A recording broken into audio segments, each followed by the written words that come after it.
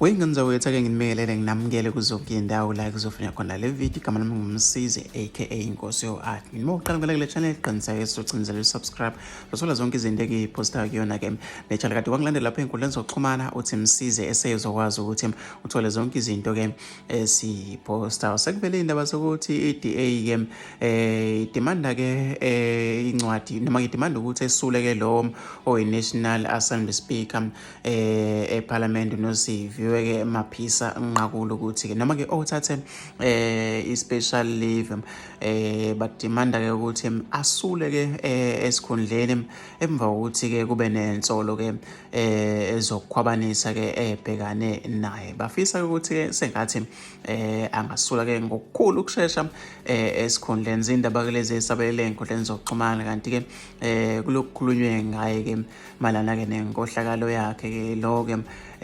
uNosiviwe Maphisa Nqakula ke wengane zakwethu. Fisa ukuthi ngizovo lwakho nomoya ukuthi wena ucabangani ke ngalolu daba.